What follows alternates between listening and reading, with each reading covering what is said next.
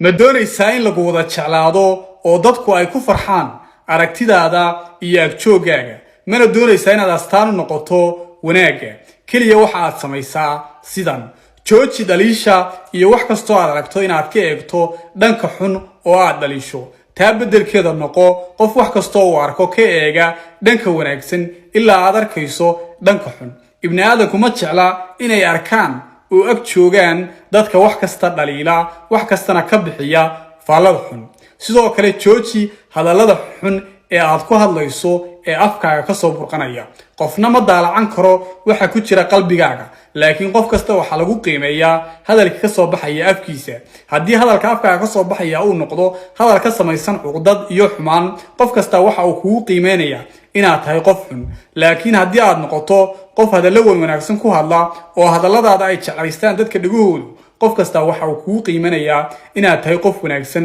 qof kastana wuu jeclaysanayaa aragtidaada iyo agjoogaaga qodobka ku xiga jooji niyad tibinta iyo dadka aad niyadda ka dilayso haddii qof faraxsan oo dhoola cadaynaya oo kuu yimaado qofka farxaddiisa ha ugu bedelin murugo oo niyadda ha ka jabinin taa beddelkeeda qofkaasi farxadda la qaybso qof kastaba waa uu jecel yahay marka uu faraxsan yahay qofka farxadda la qaybsada sidoo kale haddii qof guulaystay uu kuu yimaado oo uu guushiisa kula wadaago la qaybso farxadda iyo rayraynta sidoo kale hambalye dadku marka ay guulaystaan waa ay jecel yihiin kuwa hambalyeeya ee sacabka u tuma ee u sheega inay wax wanaagsan sameeyeen haddii qof talo doonaya uu kuu yimaado sii talo wanaagsan laakiin ha siinin talo xun waxaad ogaataa haddii aad qof talo xun siiso inuu ogaanayo maalin maalmaha ka mid a qofkaasina uu ka xanaaqi doono aragtidaada iyo hadalkaagaba sidoo kale dadka noqo qof dhiirigeliya haddii qof dhiirigelin u baahan uu kuu yimaado